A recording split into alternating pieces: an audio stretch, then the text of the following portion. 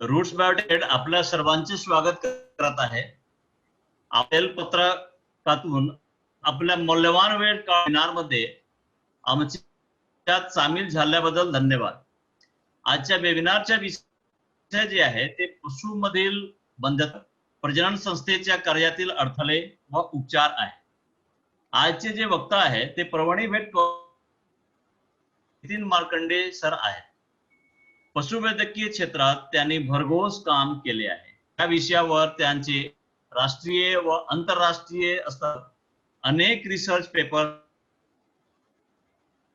पशुवैद्यकीय क्षेत्रात कामच्या पशुवैद्यकासाठी त्यांनी आजपर्यंत अनेक वेगवेगळ्या तांत्रिक प्रशिक्षण अभ्यासक्रमाचे आयोजन केले आहे. पशुमधील बंधत्व या विषयावरील पुस्तकासाठी त्यांना आहे नौशाखर, बलिराजा पुरस्कार, कृषी रत्न पुरस्कार असा अनेक पुरस्कारांनी त्यांना सन्मानित करण्यात आले. यापुढे मार्कंडे सर यांना त्यांचे व्याख्यानाची विनंती करतो. पण तत्पूर्वी मी श्रोत्यांना विनंती करतो की सर्वांनी आपल्या मायक्रोफोन काही प्रश्न शंका असतील तर कृपया ते चॅट बॉक्स मध्ये लिहा. प्रश्न उत्तरासाठी आपण शेवटी वेळ ठेवलेला. Markande sir, we request you sir, please continue. Okay, thank you sir. Thank you sir. सर्वांना धन्यवाद. आपल्या गणेशोत्सवामध्ये रममाण असताना तांत्रिक चर्चासत्राच्या निमित्तानं जमलेल्या माझ्या सर्व व्यावसायिक बंधू भगिनींनो, आजच्या या चर्चासत्राच्या निमित्तानं आपल्या सर्वांची भेट झाली आणि महत्त्वाची गोष्ट अशी की या ऑनलाईन चर्चासत्राद्वारे आज आपण पशुमधील वंध्यत्व निवारण या महत्त्वाच्या विषयाबद्दल सविस्तर अशा प्रकारे चर्चा करणार आहोत. आपल्या सर्वांना सांगायला मला आनंद वाटतो की राज्यामध्ये फार मोठ्या प्रमाणामध्ये आपण सध्या शिक्षण घेणं ही प्रक्रिया ऑनलाईन सुरू केलेली आहे.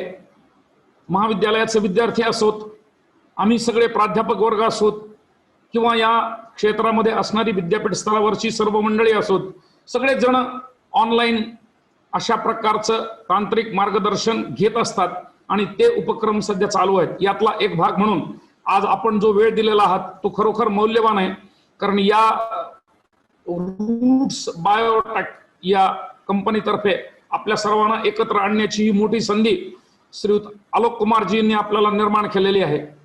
मंडळी, आपण जेव्हा जेव्हा प्रक्षेत्रावरती काम करत असतात तेव्हा या कामाच्या बाबतीमध्ये आपल्याला सर्वाधिक असणाऱ्या रुग्णसंख्या, पशु रुग्णसंख्या म्हणजे आपल्याकडे असणारे वंध्यत्वाची जनावरं. बऱ्याच प्रक्षेत्रावरती गेल्यानंतर आपल्याला लोक सांगतात की माझी गाय माझ्यावरती येत नाही, माझी गाय लवकर गाभण राहत नाही, माझी गाय सतत उलटत असते किंवा माझ्या गायीच्या प्रजननाच्या बाबतीमध्ये अडथळे आहेत आणि मला ज्या पद्धतीमध्ये अपेक्षित उत्पन्न पाहिजे ते मिळत नाही. म्हणून आपल्या सर्वांच्या माहितीसाठी पहिल्यांदाच सांगतो की ज्या ज्या लोकांना उत्पन्नाची हमी अपेक्षित असते असे सगळे लोक, म्हणजे शाश्वत पशुपालनामध्ये ज्यांना फार मोठ्या प्रमाणामध्ये सहभाग घ्यायचा आहे आणि उत्पन्न वाढवायचं आहे, असे सगळे लोक आपल्या जनावरांच्या बाबतीमध्ये मोठ्या प्रमाणात असणाऱ्या तक्रारी आणि प्रजनन आरोग्याच्या तक्रारी आपल्या पुढे मांडत असतात. मग अशा वेळेस आपला पहिला भाग असा असतो की आपण त्या जनावराच्या बाबतीमध्ये त्याची तपासणी करतो. लैंगिक तपासणी की ज्याला आपण प्रजनन तपासणी असं म्हणतो, ही तपासणी केल्यानंतर आपल्याला बऱ्याचदा काही गोष्टी लक्षात येतात, काही गोष्टी नुसत्या प्रजनन तपासणीतून, कारण आपण ती आंधळी असते आणि आपण हाताच्या चाचपणीमधून अशी तपासणी करत असतो. म्हणून मग अशा जनावरांच्या बाबतीमध्ये बऱ्याचदा आपल्याला महत्वाची आणि कारणीभूत ठरणारी जरी तिथले अडथळे लक्षात येत नसले तरी सुद्धा आपल्या अनुभवावरून आणि आपल्या कौशल्यातून आपण या अशा सगळ्या अडचणींसाठी औषधोपचार करण्याचा प्रयत्न आणि भूमिका निभावत असतो. पण मंडळी, आपल्याला जेव्हा जनावरातले वंध्यत्व निवारण दूर करायचंय आणि ही सगळी जनावरं जेव्हा आपल्याला सुयोग्य प्रजनन चक्रामध्ये आणायचे आहेत, तेव्हा या जनावरांच्या बाबतीमध्ये आपल्याला कुठल्या गोष्टीवर भर द्यायचा याची माहिती आपल्याकडे असणं गरजेचं आहे. आणि सगळ्यात महत्वाची गोष्ट अशी की आपल्याला ज्या जनावरांच्या बाबतीमध्ये वंध्यत्व निवारण करायचं आहे त्या सगळ्या जनावरांच्या बाबतीमधली पहिली गोष्ट, अतिशय सुरुवातीची गोष्ट ही लक्षात आपण ठेवायला पाहिजे आणि पशुपालकांना सांगितली पाहिजे की ज्या जनावराचं शरीर वजन वाढत जात राहतं ती सगळी जनावरं वंध्यत्वाकडून प्रजनन चक्रामध्ये येतात आणि प्रजनन चक्रातून ती गाभण म्हणतात आणि त्यांच्याकडून चांगल्या प्रकारे आपल्याला प्रजननाचे फायदे मिळतात. म्हणजे शरीर वजन वाढत जाणारी जनावरं ही नेहमीच फायद्याची ठरतात.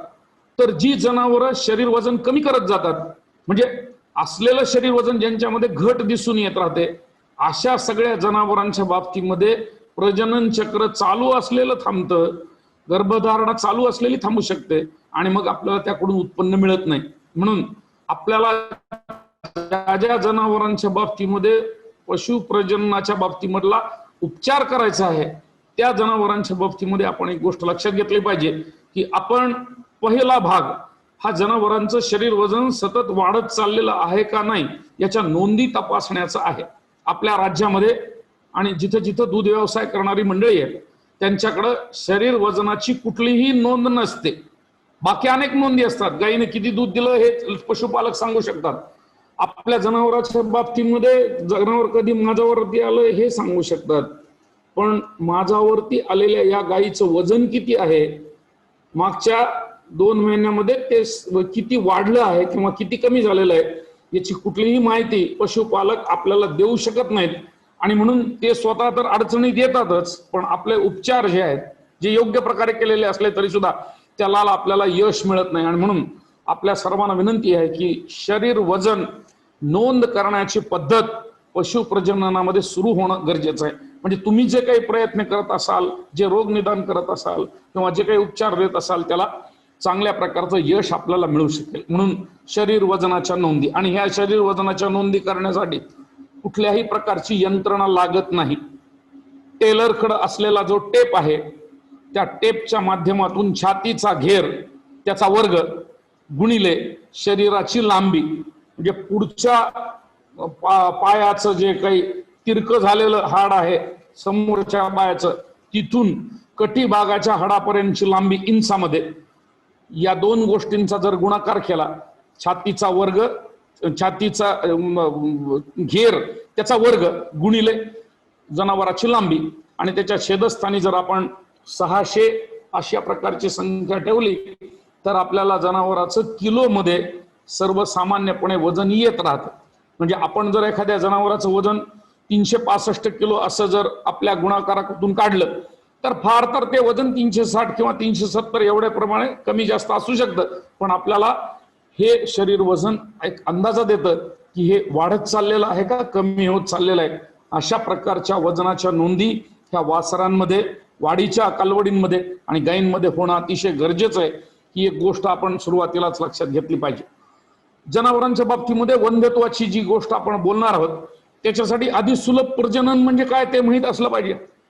जनावरांच्या बाबतीमध्ये सुलभ प्रजनन काय हे माहीत असेल तर आपल्याला विकृती म्हणून वंध्यत्वाचा विचार करता येत राहील. आणि सुलभ प्रजनन जनावरांच्या बाबतीमध्ये पहिली गोष्ट सर्वोच्च शरीर वजनाचं वासरू जन्मणे ही पहिली गोष्ट आहे. आपल्याकडच्या ज्या गायींच्या कालवडी आहेत त्या सर्वसामान्यपणे 35 ते 40 किलो शरीर वजनाच्या जन्मताना असल्या पाहिजेत. हा सुलभ प्रजननाचा पहिला भाग. एवढं कुठं वजन असतंय का असं आपल्याला बरेचदा वाटतं, पण अजिबात नाही. 35 किलो ते 40 किलो अशी दष्टपुष्ट सुदृढ कालवड जर जन्मली तर तिच्याकडून आपल्याला आयुष्यात चांगलं प्रजनन मिळू शकतं. पहिला भाग. जी कालवड जन्मली तिच्या वाढीचा वेग अतिशय चांगला असला पाहिजे आणि अतिशय चांगला असला पाहिजे. रोज 1 किलोनी ही कालवड वाढली पाहिजे. जगात वाढते आणि जगात जे होतं ते आपल्याकडे घडू शकते. अशा प्रकारची कालवड जर दररोज 1 किलोनी वाढत गेली तर पुढच्या 240 दिवसात 270 दिवसामध्ये ती माझ्यावरती येत राहणार आहे. आणि अशा दृष्टीनं म्हणजे 9 महिन्यात ती माझ्यावरती यावी या दृष्टीनं आपले प्रयत्न असले पाहिजेत. यासाठी ही मोकळी सोडलेली असली पाहिजे, खेळणारी असली पाहिजे, बागडणारी असली पाहिजे, तिला गळ्यामध्ये आणि पायामध्ये दोरी असली नाही पाहिजे, न बांधलेल्या कालवडी 9व्या महिन्यात माझ्यावरती येतात. खिलार असो, लाल कंधार असो, गीर असो, संकरित असो, विदेशी असो, कुठल्याही जातीची जरी कालवड असेल, पशु जातीचा संबंध नाही, शरीर वजनाशी संबंधित आहे ही बाब. आणि त्यामुळे 9 महिन्यामध्ये कालवड माझ्यावर येण्यासाठीचा दुसरा प्रजननाचा भाग आपल्याकडे सुलभ प्रजननामध्ये आपण लक्षात घेतला पाहिजे.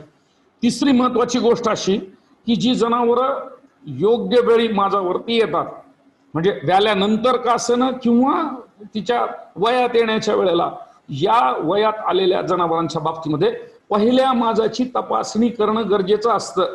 पहिला माझ हा नेहमीसाठी तपासणीचा असतो. पहिल्याच माझाला जर आपण भरवायला जनावर गेलो तर जनावर उलटत राहतात. ते का उलटतात याची कारण मी तुम्हाला सांगणार आहे. पण एक गोष्ट लक्षात ठेवा की आज एखादी गाय माझ्यावरती आली किंवा आज एखादी कालवड माझ्यावरती आली तर लगेच आपण कृत्रिम रेतन त्या जनावरांमध्ये करणं म्हणजे 100% चूक. 100% चूक. माझ्यावरती आलेल्या जनावरांमध्ये रेतन करणं ही 100% चूक. त्याचं कारण असं आहे की या जनावराच्या बाबतीमध्ये हे जनावर किती वेळ माझ्यावरती राहतं, आणि दुसरी महत्वाची गोष्ट की या जनावराच्या बाबतीमधलं गर्भाशय ज्याच्यामध्ये गर्भधारणा होणार आहे त्याची सध्याची अवस्था आरोग्यमयी आहे का नाही, ते तंदुरुस्त आहे का नाही, ते निरोगी आहे का नाही, याची कुठलीही कल्पना आपल्याला त्याच्या बळसामधून येऊ शकत नाही. म्हणून ह्या 2 गोष्टीची उत्तरं शोधण्याचा माज हा पहिला माज, याच्यासाठी हा सोडून देणं गरजेचं असतं. आणि तिसरी महत्वाची गोष्ट अशी की जेव्हा जनावर माझ्यावरती येतात तेव्हा माझ्यावरच्या जनावरांसाठी कृत्रिम रेतन हा नियम जगामध्ये कुठंही नाही. जी जनावरं नियमित माझ्यावरती येतात त्यांच्यासाठी कृत्रिम रेतन असतं. आणि नियमित माज कोणता माज? जो 21 दिवसानंतर येतो तो. पहिल्या दिवशी आला तोही माज होता, 21 दिवसानंतर आला तोही माजच होता. पहिला माज हा नियमित नव्हता, कारण त्याच्या अगोदर तो 21 दिवस आला नव्हता. 21व्या दिवशी जो आला तो मात्र नियमित माज आला, कारण त्याच्या आधी 21 दिवस जनावर माझ्यावरती आलेलं होतं. आणि म्हणून जगामधलं तंत्रज्ञान नियमित माजाच्या रेतनासाठी निर्माण केलेलं आहे, ते माझ्यासाठी निर्माण केलेलं नाही. याची पहिल्यांदा खात्री लावून आपण म्हणजे करून घेणं गरजेचं आहे. आपल्याला फक्त एकच माहित असतं, माझाला भरवायची नाही, नियमित माझाला भरवायची. आणि नियमित माज म्हणजे तो माज जो 21 दिवसानंतर येतो. मग एकदा का आपल्याला ही खात्री पटली की 21 दिवसानंतरच आपल्याला त्याचं भरवायचं आहे आणि आजच्या माझाला फक्त लक्षणं नोंद करून ठेवायची, तारीख लिहून ठेवायची आहे, तर अशा माझाच्या बाबतीमध्ये जनावर किती वेळ माझ्यावरती राहतं, अंड सुटतं का नाही, अंड सुटल्यानंतर दुसऱ्या दिवशी त्याच्यानंतर ते अंड सुटलेलं जे आहे तर तिथं पुन्हा पीतग्रंथी कार्पस लुटियम तयार होतं का, याची काही गोष्टीची परीक्षण आपल्याला करता येत राहतात. म्हणून नियंत्रण नावाची जी गोष्ट आहे ती आपल्यासाठी गरजेची असते आणि या गोष्टीमध्ये आपण लक्ष देणं गरजेचं आहे. म्हणून कृत्रिम रेतनाच्या बाबतीमध्ये नियमित माझ्यासाठी रेतन हा तिसरा महत्वाचा प्रजननाचा सुलभ प्रजननाचा भाग आहे. चौथी महत्वाची गोष्ट, जी जनावरं भरवलेली असतात, जी जनावरं कृत्रिम रेतनानं आपण भरवतो त्या जनावरांच्या बाबतीमध्ये 21 दिवसानंतर ती पुन्हा उलटली का याचा पाठपुरावा, 30 दिवसापर्यंत ती पुन्हा उलटली नाहीत का याच्यासाठी पुन्हा पाठपुरावा, आणि 45 दिवसानंतर ती गाभण आहेत का याच्यानंतरचा पाठपुरावा हा जर केला तर गर्भधारणाच्या बाबतीमध्ये आपण सगळी काळजी घेतली असं म्हणता येत राहतं. आणि सुलभ प्रजननामधला हा अतिशय मोठा आणि महत्वाचा भाग आहे. त्यामुळे तिसरी गोष्ट ही महत्वाची आहे. आपल्या राज्यामध्ये अतिशय चांगल्या प्रकारे गर्भधारणा घडवून आणणारे आणि कृत्रिम रेतन करणारे अनेक कृत्रिम रेतक आपल्या राज्यामध्ये आहेत. मात्र काही जनावरांच्या बाबतीमध्ये उलटण्याचं प्रमाण घडतं, त्याच्याबद्दल आज आपण चर्चा करणार आहोत. पण सुलभ प्रजननामधली महत्वाची गोष्ट अशी की गाभण ठरलेलं जनावर जर 9 महिने 9 दिवसानंतर गाय आणि 10 दिवसानंतर म्हैस व्यालेली असेल तर व्यालेल्या जनावरांच्या बाबतीमध्ये काय काळजी घ्यायची याची माहिती पशुपालकांना देणं हे आपलं कर्तव्य आहे. बऱ्याच जनावरांच्या बाबतीमध्ये जी जनावरं व्यायला असतात त्या विणाऱ्या जनावराच्या बाबतीमध्ये पशुपालक आपल्याकडे बघत असताना हा कुठेतरी आपल्याकडं जास्त खर्च करण्यासाठी आलाय किंवा काहीतरी आपल्याला त्रास द्यायला खर्च करायला सांगतोय, अशा प्रकारच्या भावनेमधून बघत असतात. पण जनावरांच्या सुलभ प्रजननासाठी सुलभ प्रसूती, निरोगी प्रसूती अतिशय महत्वाची आहे, गरजेची आहे. म्हणून आपण जे जनावरांच्या बाबतीमध्ये उपचार करणार आहोत त्या जनावरांच्या प्रसूतीच्या बाबतीमधली सुद्धा काळजी घेण्याचं आपलं काम आहे. आणि सुलभ प्रजननामध्ये सुलभ प्रसूती, सुदृढ वासराचा जन्म आणि प्रसूती पश्चात कुठलेही अडथळे होऊ नयेत असं अपेक्षित आहे. आपल्या राज्यामध्ये दर वर्षाला एक वासरू देणाऱ्या गायींची संख्या फक्त 30% आहे. फक्त 30% गायीमध्ये आपल्याला दर वर्षाला एक वासरू मिळतं, सतत मिळत राहतं, कुठलाही अडथळा येत नाही. पण 70% ज्या गायी आहेत ज्या वंध्यत्वासाठी आपल्याकडे येत राहतात त्यांच्याकडे दर वर्षाला वासरू का मिळत नाही, याची कारणं आपल्याला शोधायची. म्हणूनच आज आपण चर्चा करणार आहोत. पण 2 वेतातलं अंतर वाढणं हा सगळ्यात मोठा सुलभ प्रजननामधला अडथळा आहे आणि हा अडथळा आपल्याला जनावरांच्या बाबतीमध्ये दूर करणं आहे. याच्यानंतर सुलभ प्रजननामधली शेवटची गोष्ट आपल्या सर्वांना सांगणार आहे, ती पटण्यासारखी नाही, हे मी तुम्हाला पहिल्यांदाच सांगतो. कारण आपण लोकशाहीमध्ये राहतो आणि जनावरं आपण स्वतः सांभाळतो. त्याच्यामुळं मी जनावर कसं सांभाळायचं हा माझा विचार, अशा म्हणणाऱ्यांची भूमिका मोठी असल्यामुळं तिसरा आणि शेवटचा पशुप्रजननातला विचार असा आहे की एका गायीकडून आयुष्यामध्ये 18 ते 20 वेद आपल्याच गोठ्यामध्ये मिळावेत असं अपेक्षित असतं. त्याला सुलभ प्रजनन म्हणायचं. जी गाय गोठ्यामध्ये सांभाळल्यानंतर आयुष्यभरामध्ये दर वर्षाला एक याप्रमाणे 18 ते 20 वेद देते तीच फक्त सुलभ प्रजननाची गाय असते. बाकी 4-5 वेद झाल्यानंतर विकून टाकणारे बहादर भरपूर आहेत राज्यामध्ये आणि ते वंध्यत्वाच्या कारणांमुळे जनावरं विकत असतात पण त्याबद्दल बोलत नसतात. अशा प्रकारच्या अनेक गायी आपल्याला गोशाळांमध्ये दिसतात. अशा प्रकारच्या अनेक गायी आपल्याला रस्त्यावर बेवारस दिसतात. अशा प्रकारच्या अनेक गायींची हेळसांड झालेली आपण बघतो आणि अशा गायींच्या बाबतीमध्ये कुठलेही रिझल्ट येत नाहीत. आणि म्हणून गाय 18 ते 20 वेद आयुष्यामध्ये जो सांभाळू शकतो तो सुलभ प्रजननाच्या बाबतीमध्ये विचार करू शकतो असं समजायला हरकत नाही. आणि या गोष्टी सोडून म्हणजे 9व्या महिन्यामध्ये माझ्यावर न आलेली कालवड, वर्षामध्ये पुन्हा दुसऱ्यांदा न विणारी गाय आणि 18 वेतांपेक्षा कमी वेद देणारी गाय, ह्या 3ही गोष्टी सुलभ प्रजननाच्या जर सोडल्या तर बाकीच्या सगळ्या गोष्टी वंध्यत्वामध्ये येत राहतात. आणि त्याच्यामध्ये आज आपण महत्वाची चर्चा करणार आहोत. पहिल्या 15 मिनिटात मी तुम्हाला सुलभ प्रजनन म्हणजे काय एवढं सांगितलं, जे अपेक्षित आहे ते सांगितलं. आता हे अपेक्षित आपल्याला का मिळत नाही ते सांगणार आहे. पहिल्या गोष्टीमध्ये आपण सांगितलं की जन्मताचं वजन चांगलं असणं गरजेचं आहे. शेवटच्या 2 महिन्यामध्ये भरपूर आहार देणं जनावरांना गरजेचं आहे. धष्टपुष्ट कालवड जन्मली तर विताना त्रास होतो म्हणणारे खेडेगावामधले आणि ग्रामीण भागामधले अनेक लोक आहेत. पण त्यांना ही गोष्ट कळत नाही की जन्मणाऱ्या वासराचं वजन हे आईच्या वजनाशी समर्पित असतं, तिच्याशी संबंधित असतं. आणि म्हणून जेवढं चांगली पोषण त्या गायीचं होत राहील तितकं चांगलं धष्टपुष्ट वासरू जन्मू शकतं. आणि यासाठी नेहमीसाठी जी गाय व्यायाला झालेली आहे, जिचे 2 महिने राहिलेले आहेत, तिच्या पोषणाची काळजी आपण चांगल्या प्रकारे घ्यायला पाहिजे. पुढची गोष्ट जन्मल्यानंतरच्या वासराची. हे वासरू वाढीच्या काळामध्ये सरासरीनं खूप जलद गतीनं वाढावं. आणि मी तर तुम्हाला 1 किलो दररोज असं सांगितलं सरासरीनं. पहिल्या काळामध्ये 500 ग्रामनी वाढतं, नंतर 700 होतात, नंतर 1000 ग्राम होतात आणि नंतर 1200 ग्राम पर्यंत वाढ होत राहते.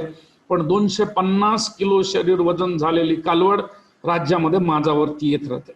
शेतकऱ्यांच्या दारामध्ये अनेक ठिकाणी संकरित कालवडी, देशी कालवडी, लाल कंधार कालवडी, त्याच्यानंतर देवणीच्या कालवडी ह्या अवघ्या 9 महिन्यामध्ये माझ्यावरती येतात. हा शेतकऱ्यांचा अनुभव आहे. आणि तशा प्रकारच्या जनावर माझ्यावरती येण्यासाठी कालवडचं संगोपन अतिशय चांगल्या प्रकारे होणं गरजेचं आहे की बाबा आपण लक्षात घ्यावे. प्रथिनांची पूर्तता झालेल्या कालवडींमध्ये शरीर वजनाचं प्रमाण चांगलं असतं आणि दर 10 दिवसाला जे शेतकरी आपल्या कालवडीचं वजन करतात त्यांना त्यांच्या कालवडीची 9 महिने झाले की माझ्यावरती आणता येत राहतात. 9 महिन्याच्या ऐवजी 10 महिने जरी झाले तरी असा फारसा कुठलाही वंध्यत्वाचा प्रकार त्यात दिसत नाही.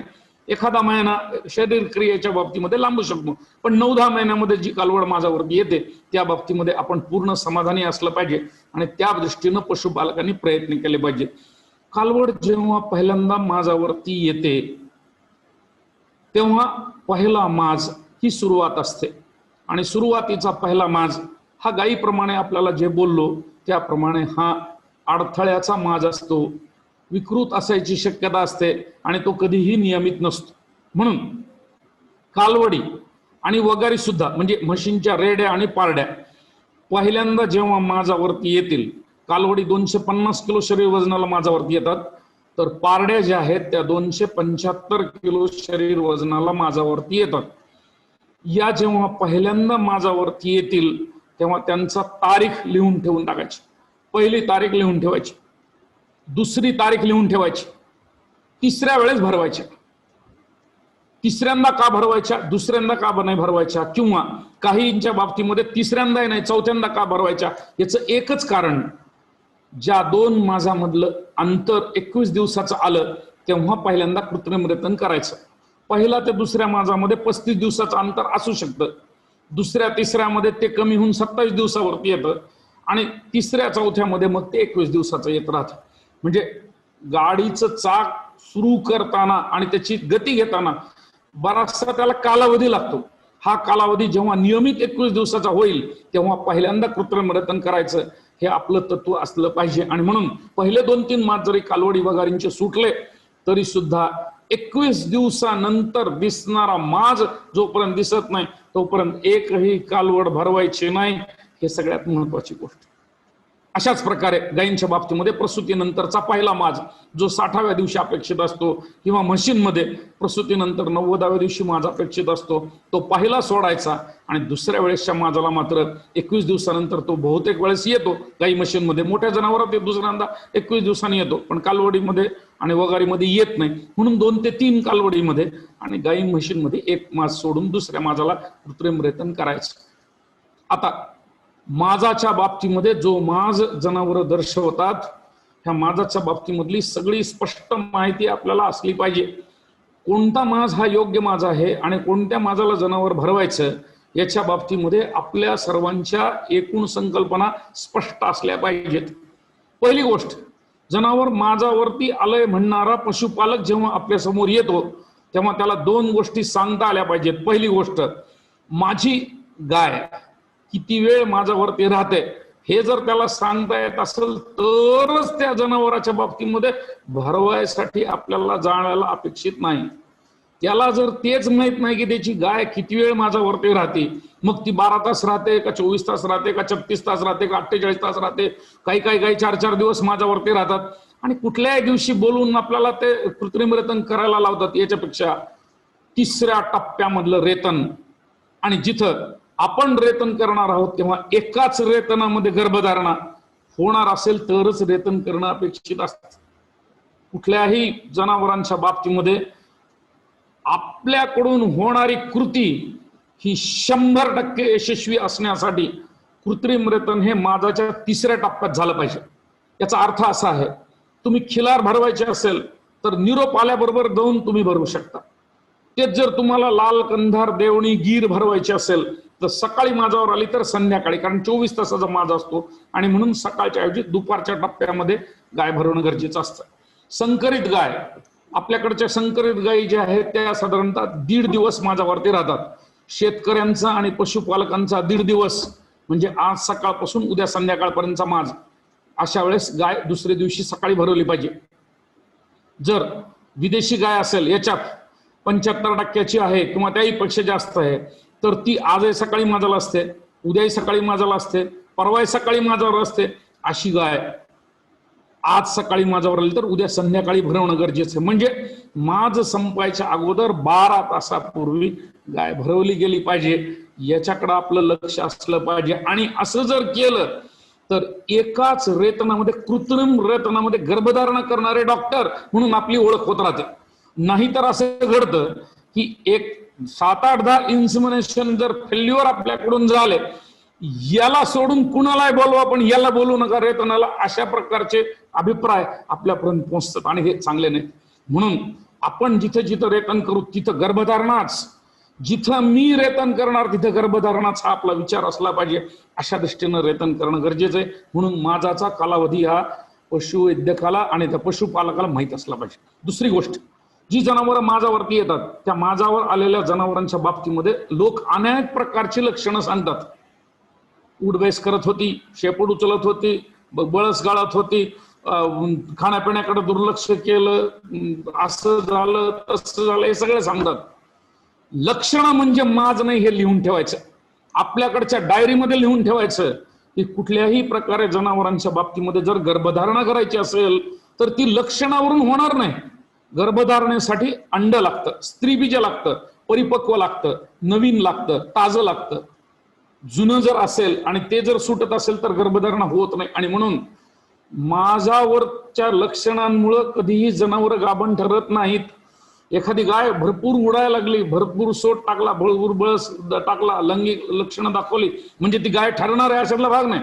हे लक्षणांचा भाग झाला. आणि लक्षणं हे ओजस रसांमुळे असतात. लक्षणं हे पशुपालकाला दर्शक असतात की ती गाय माझ्यावरती आहे एवढं सांगण्यासाठी. याचा अर्थ ती गाभण ठरते असं नाही. लक्षणाकडे आपण फारसं विशेष लक्ष द्यायचं नाही. आपल्याला गाय तपासता येत राहते. तपासणीमध्ये तीन गोष्टी. एक, गर्भाशयाचं दार उघडं असलं पाहिजे. दोन, गर्भाशयाच्या दोन्ही शिंगांना ताठरता आली पाहिजे, टोनिसिटी आपण ज्याला म्हणतो ती टोनिसिटी असली पाहिजे.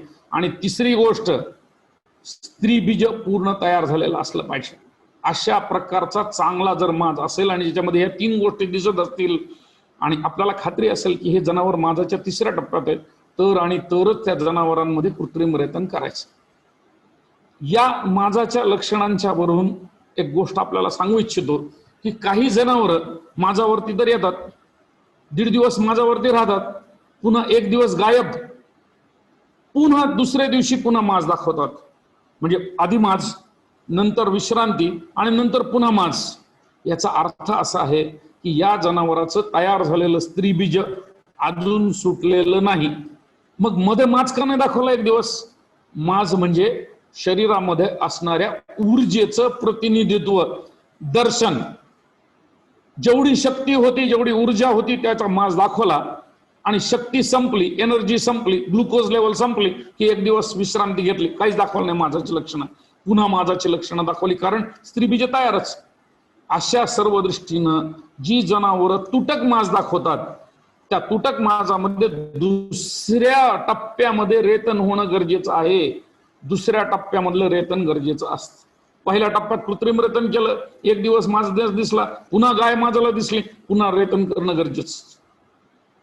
ही गोष्ट आपण लक्षात ठेवायला पाहिजे. तुटक माजाच्या बाबतीत दुसऱ्यांदा रेतन करणं गरजेचं.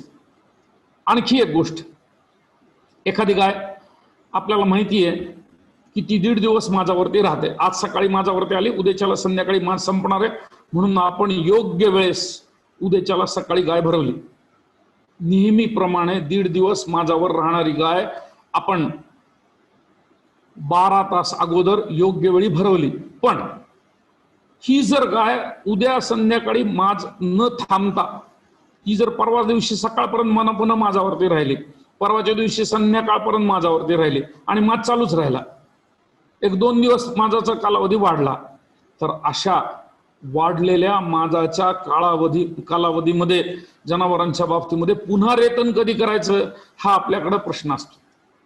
आणि म्हणून प्रत्येक कृत्रिम रेतन करणाऱ्या मंडळींसाठी ही गोष्ट अतिशय महत्वाची आहे की पहिल्यांदा रेतन केल्यानंतर जनावर नेहमी 24 तासाच्या नंतरच भरवायची, 24 तासाच्या आत नाही भरवायची. सकाळी भरवली पुन्हा संध्याकाळी एकदा भरवली हे चूक. संध्याकाळी भरवली सकाळी भरवली हे योग्य होत नाही. संध्याकाळी भरवली तर दुसऱ्या दिवशी संध्याकाळी, आज सकाळी भरवली तर दुसऱ्या दिवशी संध्याकाळी. याचं कारण असं आहे आणि नियम असा आहे की जी जनावर कृत्रिम रेतन केल्यानंतर माजाची लक्षणं 12 तास उलटून गेल्यावरही दाखवतात. म्हणजे 13 तासाला माज दिसला, 14 तासाला माज दिसला, 16 तासाला माज दिसला, 18 तासाला दिसला, तर अशा जनावरांमधलं दुसरं रेतन हे पहिल्या कृत्रिम रेतनाच्या 24 तासानंतर एकदाच पण 24 तासानंतर करायचा. म्हणून दुसऱ्यांदा रेतन कधी करायचं याची नियमावली आपल्याकडे असली पाहिजे. आपल्या पद्धतीत गाय वागली पाहिजे, शास्त्रीय पद्धतीमध्ये तिचा माज झाला पाहिजे आणि रेतनाची प्रक्रिया पूर्ण झाली पाहिजे. ही दुसरी गोष्ट आपण सर्वांनी लक्षात घ्यावी. ज्या भागामध्ये आणि पश्चिम महाराष्ट्रामध्ये आपण काम करत आहात त्या भागामधल्या जेवढ्या गायी माझ्यावरती येतात त्यामधल्या 80% गायी तुम्ही ज्या भागामध्ये जनावरांच्या बाबतीमध्ये औषधोपचाराचा सेवा देत आहेत त्या भागामधल्या 80% गायी माझ्यावरती आल्यानंतर, माज संपल्यानंतर, माज संपून गेला, 1 दिवस उलटल्यानंतर रक्तस्राव दाखवतात. अनेक गायींमध्ये रक्तस्राव दिसून येत राहतो. मग हा रक्तस्राव दिसला की डॉक्टरनी गन बरोबर नाही टाकली, हा रक्तस्राव दिसला की गाय उलटली, हा रक्तस्राव दिसला की गायीला मध्ये काही इजा झाली का, हा रक्तस्राव दिसला की गायीचा माज पुन्हा चालू आहे का, किंवा ही गाय गाभण ठरणार आहे का नाही का, अशा अनेक प्रकारच्या शंका पशुपालकांच्या मनात 1 दिवसापासून नाही, वर्षानुवर्ष चालू आहेत, वर्षानुवर्ष. याच्यासाठी कितीदाही उत्तर दिलं तरी ते उत्तर लोकांपर्यंत पोहोचलेलं नाही. तुम्ही शास्त्र हे पशुपालकांपर्यंत नेणारे आहात. आणि म्हणून एक गोष्ट लक्षात ठेवायची की कृत्रिम रेतन केलेल्या गायीच्या बाबतीमध्ये आणि माज संपलेल्या गायीच्या बाबतीमध्ये 1-1.5 दिवसानंतर दिसून आलेला रक्तस्राव हा शरीर क्रियेचा भाग असतो. हा कुठलीही विकृती नसते, ह्याच्यातून कुठलाही त्रास होत नाही, याच्यातून कुठलाही दोष नाही, याच्यातून कुठलीही इजा नसते, याच्यासाठी कुठलाही औषधोपचार नाही, याचा आणि गर्भधारणेचा कुठलाही संबंध नाही. हा संबंध नाही, उपचार नाही, याच्यासाठी त्रास करून घ्यायची गरज नाही, याच्यासाठी कुठली काळजी घ्यायची गरज नाही. ही सगळी गोष्ट आपण लक्षात ठेवणं गरजेचं आहे. या रक्तस्राव शरीर क्रियेचा भाग आहे, तो होणारच आहे. प्रत्येक चांगल्या गायीमध्ये, सुदृढ गायीमध्ये होणार आहे, अशक्त गायीमध्ये दिसत नाही. आणि म्हणून जर असा रक्तस्राव झाला तर ती जी गाय आहे ती सांभाळलेली चांगली आहे असं प्रमाणपत्र गायीनं पशुपालकाला दिलंय असं समजायला हरकत नाही. पण या रक्तस्रावाचा आणि गर्भधारणेचा अजिबात संबंध नसतो. मंडळी, जे जनावर माझ्यावरती येतात त्या माझ्यावर आलेल्या जनावरांच्या बाबतीमध्ये फॉस्फरस हा अतिशय महत्वाचा घटक आहे. आपण जे क्षार मिश्रण जनावरांना देतो त्याच्यामध्ये फॉस्फरसची फार मोठ्या प्रमाणात गरज ही जनावरांच्या माजाशी निगडीत आहे. कारण माज म्हणजे शक्तीचं प्रतीक आहे, माज म्हणजे अंगामधल्या ताकदीचं प्रतीक आहे, माज म्हणजे ऊर्जेचं प्रतीक आहे, माज म्हणजे रक्तातल्या ग्लुकोजचं प्रतीक आहे, साखरेचं प्रतीक आहे. आणि हे सगळ्या गोष्टींसाठी पूरक ठरणारा, शरीरामध्ये ऊर्जा निर्माण करण्यासाठी प्रवृत्त ठरणारा अशा प्रकारचा फॉस्फरस हा घटक अतिशय महत्वाचा आहे. म्हणून जी जनावर माझ्यावरती येत नाहीत त्याला फॉस्फरसची इंजेक्शन दिली जातात. वर्षानुवर्ष अशा प्रकारची पद्धती राज्यामध्ये चालू आहे. पण आपल्याकडं नवीन पद्धतीमध्ये जेव्हा फॉस्फरस हा घटक नवीन प्रकारच्या औषधीच्या स्वरूपामध्ये बाजारात उपलब्ध करण्यात आलेला आहे, त्याचा वापर जर आपण केला तर हा माज योग्य प्रकारे, सुलभ प्रकारे घडू शकतो आणि त्यामधून गर्भधारणेचं प्रमाण वाढू शकतो. आपल्याला ह्या फॉस्फरसच्या बाबतीमधलं एक सूत्र आपल्याकडे लिहून ठेवायला हरकत नाही.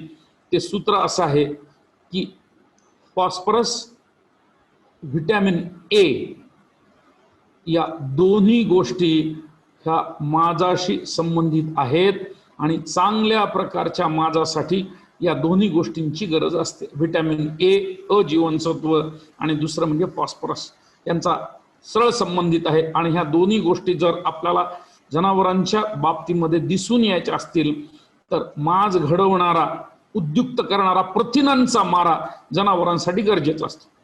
प्रथिन, फॉस्फरस आणि अजीवनसत्व हे तिघांशी एकमेकांशी सरळ संबंधित आहेत आणि हे प्रजननाचं सूत्र आहे.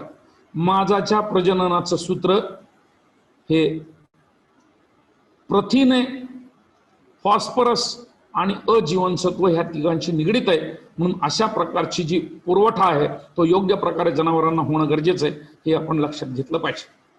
दुसरी महत्वाची गोष्ट, जी जनावरं माझ्यावरती येतात त्या माझावर आलेल्या जनावरांच्या बाबतीमध्ये लक्षणं खूप जोरात असले तरी सुद्धा कृत्रिम रेतन झाल्यानंतर या जनावरांच्या बाबतीमध्ये अंड सुटण्याची प्रक्रिया योग्य प्रकारे घडली पाहिजे.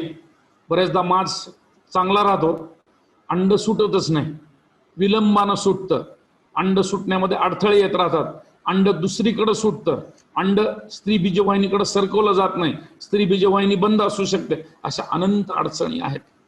या बाबतीमध्ये आपलं तपासणी माजाच्या नंतर 1 दिवसानंतर जनावरांची जर तपासणी केली तर पीत ग्रंथी सुरू झालेली आहे का, तिची वाढ होते आहे का, किंवा अंड सुटल्याची खात्री आपल्याला स्त्री बीजांडावरती जो खड्डा पडतो त्याच्या तपासणीमधून करता येऊ शकते. म्हणून ज्या जनावरांच्या बाबतीमध्ये आपल्याला शंका असेल तिथं ही दुसऱ्या दिवशीची तपासणी गरजेची असते आणि ही केल्यानंतर आपल्याला चांगल्या प्रकारची निरीक्षण नोंद करून ठेवता येतात. आणि म्हणून ज्या जनावरांच्या बाबतीमध्ये वंध्यत्वाची अडचण आहे त्या जनावरांच्या बाबतीमध्ये कृत्रिम रेतन केल्यानंतर दुसऱ्या दिवशी एकदा स्त्री बीजांडाची तपासणी आपण करू शकता. स्त्री बीजांड हाताळण्याला कुठल्याही कायद्यानं आपल्याला विरोध नाही. पुन्हा एकदा सांगतो, बरेचसे म्हणत असतील तरी सुद्धा जेव्हापर्यंत आपण शास्त्राप्रमाणे काम करतो तोपर्यंत आपल्याला स्त्री बीजांड हाताळायला अजिबात अडचण नाही. आपण स्वतः स्त्री बीजांड हाताळा, स्त्री बीज सुटलं का नाही ते बघा आणि दुसऱ्या दिवशीच्या याच्यामध्ये तो जो खड्डा तयार होतोय स्त्री बीज सुटल्यानंतरचा त्याची तपासणी करा. पुढच्या 5 दिवसानंतर आपल्याला तिथं पीत ग्रंथी, ज्याला तुम्ही सीएल म्हणता, कार्पस लुटियम, ते तयार झालेलं तुम्हाला दिसेल, त्याची सुद्धा तुम्हाला खात्री करता येते. मग अशा प्रकारच्या जनावरांच्या बाबतीमध्ये जेव्हा माजाच्या बाबतीमध्ये आपण विचार केला तेव्हा एक शरीर क्रियेच्या बाबतीमधली सगळी माहिती द्यायचा मी तुम्हाला प्रयत्न केलेला आहे. पण मंडळी, जनावर माझावर आल्यानंतर ज्या गर्भाशयामध्ये गर्भधारणा होणार आहे ते गर्भाशय निरोगी असणं गरजेचं असतं. निरोगी गर्भाशयाशिवाय गर्भधारणा होत नाही. आणि राज्यामध्ये जी जनावरं उलटतात, जी जनावरं पुन्हा पुन्हा उलटतात, त्या उलटणाऱ्या जनावरांमध्ये गर्भाशय निरोगी नसणं ही 70% जनावरांची समस्या आहे. ज्या ज्या जनावरांच्या बाबतीमध्ये आपण स्वतः जाऊन औषधोपचार करत असाल तिथं आपल्याला लक्षात येत असेल की माजाच्या दिवशीचा बळस हा खराब निघाला. खराब आहे म्हणजे पांढरा आहे, खराब आहे म्हणजे पिवळसर आहे, खराब आहे म्हणजे धूळसट आहे, खराब आहे म्हणजे धुरकट आहे, खराब आहे म्हणजे काचसारखा आहे पण मधूनच त्याच्यामध्ये धागे आले, पांढरे धागे आले. अशा प्रकारचा जर बळस जनावरांच्या बाबतीमध्ये दिसत असेल तर अशा जनावरांमध्ये कृत्रिम रेतन करणं अपेक्षित नाही. याचं पहिलं कारण असं की या जनावरांच्या बाबतीमध्ये माझाचा जो बळस आहे त्याचा पीएच सामू हा बदललेला असतो. पीएच ओळखणं ही फार सोपी गोष्ट. बाजारामध्ये पीएच पेपर मिळतो, तेवढा तुम्हाला पीएच पेपर जर तुमचं एखादी पट्टी बाजारात हातात असेल तर लगेच बघता येत राहतं की पीएच किती आहे त्याचा. हा न्यूट्रल असावा लागतो. 6.8, 7, 7.2, 7.4 इथपर्यंत जर असला तर गर्भधारणाची शक्यता असते. तो जसा जसा आम्लधर्मीय होत राहील आणि तो जसा जसा अल्कली धर्मीय होत राहील, म्हणजे तो जर 9 झाला, 8.5 झाला, 8.25 झाला तर, किंवा 5 झाला, 4.5 झाला, अशा प्रकारे जरी सुद्धा तो सरकला तर ही जनावरं गाभण ठरत नाहीत. कुठल्या प्रकारचे रोगजंतू त्याच्यामध्ये आहेत त्याच्यावरून ह्या सगळ्या गोष्टी घडतात. आणि म्हणून सामू तपासणं ही सगळ्यात महत्वाची गोष्ट.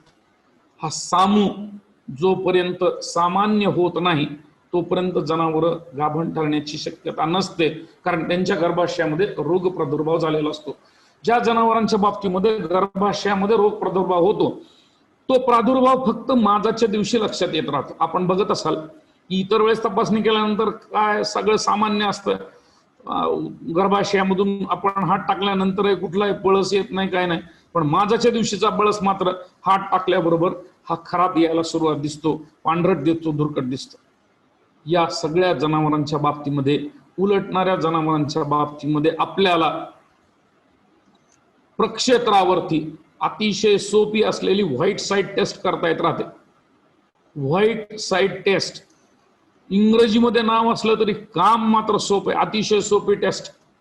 सोडियम हायड्रॉक्साईड 5% सोल्युशन एवढं घ्यायचं आणि त्याच्यामध्ये माजाचा बळस टाकायचा.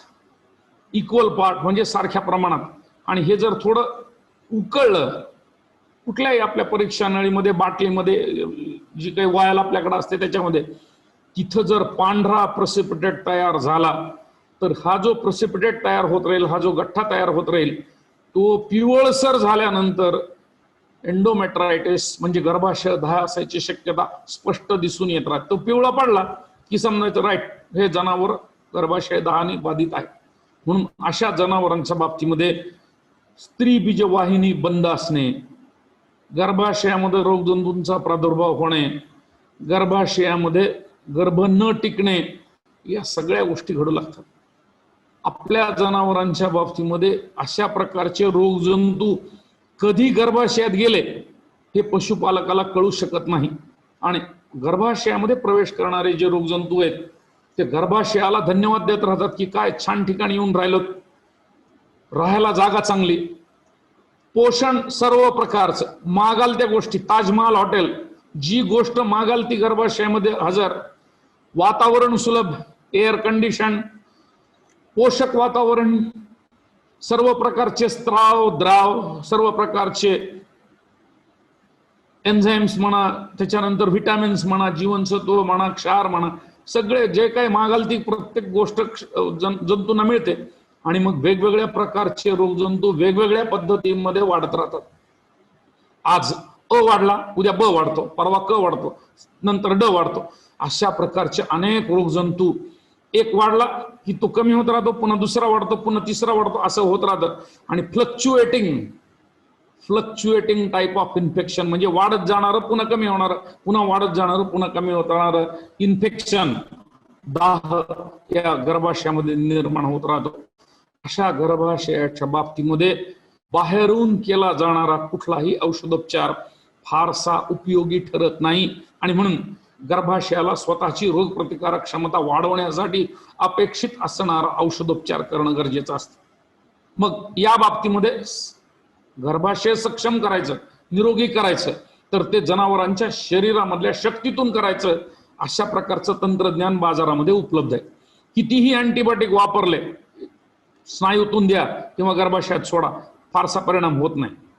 पण अशा गोष्टी निदर्शनास आलेल्या आहेत की वनस्पतीजन्य उपचार जर करायला सुरुवात केली तर गर्भाशय पूर्वस्थितीमध्ये येण्यामध्ये लवकर मदत होत राहते.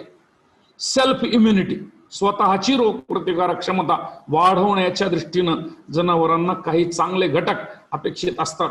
आणि याच्यामध्ये गर्भाशयामध्ये असणारी घाण बाहेर टाकणारे घटक, ज्याला आपण इग्बोलिक म्हणतो, इग्बोलिक म्हणजे ते घटक पोटातून घ्यायचे पण त्याचा परिणाम मात्र गर्भाशयावर होऊन गर्भाशयातली सगळी घाण बाहेर टाकायला मदत होत राहते.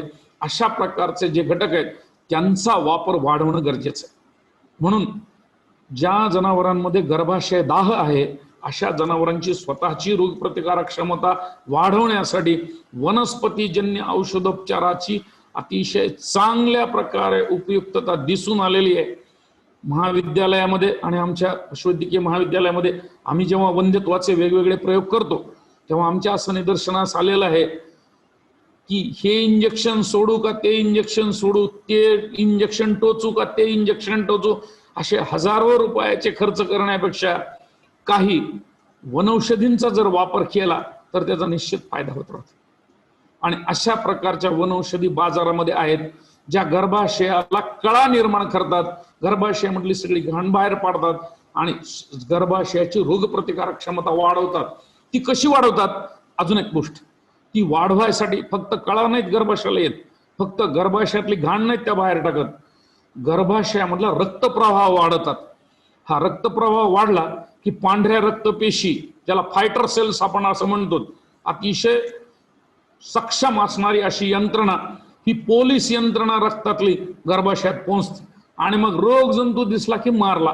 अशा प्रकारे रोग प्रतिकार त्या करतात आणि शरीरामध्ये स्वतःची ताकद निर्माण करतात, गर्भाशय निरोगी व्हायला मदत होत राहते. असा औषधोपचार प्राधान्यानं वापरणं गरजेचं आहे. आणि हे करण्यासाठी आपल्याला जी संधी मिळते ती संधी दवडता कामा नये. म्हणजे गाय व्याली किंवा म्हैस व्याली आणि 60व्या दिवशी माझ्यावरती आली, एका पशुपालकांना 60व्या दिवशी आल्याच्या दिवशी भरवली की पुढचे 4-5 महिने ती उलटतच राहते, कारण पहिल्याच दिवशी भरवली. माझावर आल्यानंतर गर्भाशय स्वच्छ होतं का नाही ह्याची तपासणी नाही केली. कुठल्याही प्रकारच्या माझाच्या बाबतीमध्ये निदान नाही झालं आणि पहिल्याच माझाला भरवली तर गाय उलटत राहते. उलट दुसऱ्या एका पशुपालकाने पहिल्या माझाला गाय सोडून दिली, पण गर्भाशय स्वच्छ आहे का नाही याच्याकडे जागरूकपणे चौकशी केली, लक्ष दिलं आणि गर्भाशयामध्ये कुठलाही दाह नाही हे पाहणी करून पुढच्या वेळेसच्या माझाला जर गाय भरवली तर ती एकाच वेतनामध्ये गर्भधारणा झालेली असते. आणि म्हणून ज्या गायी पुन्हा पुन्हा उलटतात अशा उलटणाऱ्या गायींच्या बाबतीमध्ये आपली जबाबदारी अशी आहे, फार भरवून गाय ठरत नाही. शरीरामध्ये स्वतःची रोगप्रतिकारक क्षमता निर्माण झाली पाहिजे आणि अशी बाजारात असणारी औषधी, वनौषधी, वनस्पतीजन्य औषधी यांचा चांगला परिणाम होत राहतो. स्वस्तात आहेत, जे स्वस्तात आहेत ते करायला काही हरकत नाही. पशुपालकांचा फायदा, आपण दिलेल्या उपचारांची योग्य प्रकारे निवड आणि त्याच्या प्रकारच्या निवडीमुळं शेतकऱ्याला लाभलेलं यश, या गोष्टी जर आपल्याला मिळवायच्या असेल तर आपल्याला वनस्पतीजन्य औषधोपचारांकडे पाहावं लागेल. अतिशय चांगले रिझल्ट आहेत. ल्युगॉलसायडिन आपण वापरता हरकत नाही, 3% ल्युगॉलसायडिनला चांगले रिझल्ट येतात. वर्षानुवर्ष 100 वर्षापासूनचं औषध आहे. अशाच प्रकारची वनौषधी ज्या ज्या प्रकारे गर्भाशयामधली स्वच्छता करण्यासाठी पूरक ठरते त्या सर्व प्रकारच्या औषधींच्या शिफारसी आपण पशुपालकांना केल्या पाहिजेत. म्हणजे मग उलटणाऱ्या जनावरांचा प्रश्न आपल्याला मिटवता येत आहे. जी जनावरं माझ्यावरती येतात आणि ज्यांचं अंड लवकर सुटत नाही त्या अशा अंड न सुटणाऱ्या जनावरांच्या बाबतीमध्ये एक गोष्ट लक्षात घ्यायला पाहिजे की शरीरामध्ये जेवढे ओजस रस आहेत त्याच्यामधला एकच ओजस रस सर्व प्रकारचं वंध्यत्व निर्माण करतो. ओजस रस एक, वंध्यत्वाचे मात्र अनेक प्रकार. आणि हा ओजस रस अंड सुटणारा ओजस रस आहे. स्त्रीबीज सुटण्यासाठीचा ओजस रस, ज्याला इंग्रजीमध्ये ल्युटिनायझिंग हार्मोन म्हणतात, हा शरीरामध्ये भरपूर आहे पण तो सुटलाच जात नाही, स्त्रवणच होत नाही. भारतीय जनावरांमध्ये आणि आपल्या भारतामधल्या जनावरांच्या वंध्यत्वामध्ये एवढी एकच अडचण आहे, एकच अडचण. जनावर माझ्यावरती नाही आलं की हा ओजस रस कमी आहे समजायला हरकत नाही. जनावर उलटायला लागलं की हा ओजस रस कमी आहे असं समजायला हरकत नाही. जनावराच्या बाबतीमध्ये स्त्री बीजांडावरती गाठी झाल्यात तेव्हा पुन्हा हा ओजस रस कमी प्रमाणामध्ये येतो. अशा प्रकारच्या कमी स्त्रवणामध्ये जनावरांमधलं सगळं वंध्यत्व हे अवलंबून आहे. आणि म्हणून LH किंवा ल्युटिनायझिंग हार्मोन याच्यासाठी याच औषधीचा वापर करण्यापेक्षा शरीरामध्ये असणारा याचा साठा मोडून काढून आणि हा साठा उघडा करण्यासाठीची औषधी वापरणं गरजेचं. म्हणजे शरीराच्या मेंदूमध्ये जी ओजसरस निर्माण होतात ते सुटण्यापुरताचा औषधोपचार गरजेचा आहे, ही गोष्ट लक्षात घेणं गरजेचं आहे. मधुमेह झालेल्या माणसाला साखरेचं प्रमाण जास्त असतं म्हणून साखर खाऊ नका म्हणतात, रक्तातून आपल्याला कळतं. तसं या जनावरांच्या बाबतीमध्ये वंध्यत्वासाठी स्त्री बीज सुटणारा ओजसरस कमी प्रमाणात दिसतो म्हणून तोच टोचायचा ही पद्धत नाही. पद्धत अशी आहे की अशा औषधींचा वापर करायचा की ज्या औषधी शरीरामध्ये निर्माण होणारा स्त्री बीज सुटणारा ओजसरस हा जिथं निर्माण केला जातो त्याची ग्रंथी सुटली जाईल, तिचं दार उघडलं जाईल आणि तो मोठ्या प्रमाणात उपलब्ध राहील. मग अशा प्रकारच्या वनस्पतीजन्य औषधींचा वापर जर मोठ्या प्रमाणात सुरू झाला तर निश्चितच आपल्याला याही बाबतीमध्ये फायदा होऊ शकतो. म्हणून मंडळी, प्रत्येक वेळी मी हार्मोन वापरतो, प्रत्येक वेळी मी अँटीबायोटिक वापरतो, अशा गोष्टी करण्यापेक्षा जेव्हा रोग निदानामध्ये आपली क्षमता वाढत जाईल तेव्हा त्या बाबतीमध्ये निर्णय गरजेचे. आपण तपासत असणाऱ्या काही जनावरांमध्ये काही गाठी तयार झालेल्या असतात ज्याला तुम्ही सिस्ट म्हणता, फॉलिक्युलर सिस्ट. एकच असतं, मोठ्याच्या मोठं स्त्रीबीज तयार झालेलं असतं, पाणी भरलेलं असतं त्याच्यामध्ये आणि फोड आल्यासारखं असतं. किंवा दुसऱ्या प्रकारचं सिस्ट असतं त्याला म्हणतात लुटियल सिस्ट, सिस्टिक ओव्हरी मधला हा दुसरा प्रकार. याच्यामध्ये सुद्धा फार मोठ्या प्रमाणात घट्टपणा ओव्हरीवरती दिसून येत राहतो. पीतग्रंथी अर्धवट झालेली असते, विकृत झालेली असते, पूर्ण तयार झालेली नसते आणि म्हणून तिच्यामध्ये बदल दिसत नाहीत. या सगळ्या जनावरांच्या बाबतीमध्ये असणारी सिस्टिक कंडिशन सुद्धा स्त्रीबीज ओजस रस न सुटल्यामुळं, कमी प्रमाणात स्तवल्यामुळं हे वंध्यत्व निर्माण होत राहतं. म्हणून आपल्या जनावरांच्या बाबतीमध्ये आपल्याला काही बाबी, जसं की शरीरामध्ये आयोडीनचा वापर मोठ्या प्रमाणात जर केला तर ही अशा प्रकारची जी समस्या आहे सिस्टिक ओव्हरीची ती कमी करता येत राहील. ओजस रस वापरण्यापेक्षा वनस्पतीजन्य वापर जर केला तर त्याच्यातून आपल्याला मार्ग मिळत राहील आणि चांगल्या प्रकारचे रिझल्ट आपल्याला मिळतात. जी जनावर गाभण ठरतात की गाभण ठरले, त्याच्यामध्ये आपण कृत्रिम रतन केलं, स्त्रीबीज वेळेवरती सुटलं आणि जनावर गाभण ठरलं, गर्भ 10 दिवसाचा तयार झाला, 12 दिवसाचा तयार झाला, हा गर्भाशयाला चिकटण्याचा कालावधी हा 14 दिवसापासून 18 दिवसापर्यंत असतो. गर्भाशय मध्ये गर्भ जो चिकटतो तो 12 ते 14 दिवसापर्यंत आणि 14 ते 18 दिवस हा कालावधी क्रुशियल म्हणजे अत्यंत महत्वाचा समजला जातो. त्या 14व्या दिवशीच्या गर्भाशयामध्ये गर्भ चिकटण्याच्या प्रक्रियेच्या वेळेस जीवनसत्वांची कमतरता, साखरेची कमतरता, तिथं असणारं जे काही तापमान आहे गर्भाशयात त्याचा कुठलाही प्रकारचा विपरीत परिणाम आणि जे ओजस रस आहेत त्यांचं असंतुलित प्रमाण असता कामा नये अशी अपेक्षा असते. ही सगळी गोष्ट स्त्री बीजवाहिनीतून जेव्हा गर्भाशयात येतो तेव्हा अपेक्षित असते. निरोगी गर्भाशयामध्ये 14व्या दिवशी गर्भधारणा जी होणार आहे, गर्भ चिकटला जाणार आहे, या प्रक्रियेच्या दरम्यान जास्तीत जास्त गर्भपूरक, गर्भधारणापूरक वातावरण निर्माण करण्याची संधी आपल्याला वनस्पतीजन्य औषधोपचारातून निर्माण करता येत राहते. आणि अशा प्रकारच्या संधी बरेचदा आपल्याला निर्माण कराव्या लागतात. कारण काही जनावर आपण पाहिलं असेल 21 दिवसानंतर उलटणारी सगळी जनावर नसतात, काही 27 दिवसानंतर उलटतात, काही 32 दिवसानंतर उलटतात, काही 35 दिवसानंतर उलटतात. लक्षातच घ्यायचं की जे जनावर 21 दिवसापेक्षा अधिक कालावधीमध्ये उलटलं तिथं गर्भधारणा झाली होती, 14-15 दिवसाचा गर्भ होता, पण नंतर तो मृत्यू पावला आहे, 18व्या दिवशी मृत्यू पावला, 20व्या दिवशी मृत्यू पावला, म्हणून पुढच्या 7-8 दिवसांनी जनावर माझ्यावरती आले. म्हणून गर्भधारणा जेव्हा टिकत नाही तेव्हा न टिकलेल्या गर्भधारणाच्या बाबतीमध्ये आपल्याला वनस्पतीजन्य औषधींचा वापर हा चांगल्या प्रकारे करून घेता येत राहतो आणि गर्भधारणा टिकवता येत राहते. पहिल्या 1.5 महिन्यामध्ये गर्भधारणा टिकवण्याचं आव्हान आपल्या सर्वांच्या समोर आहे.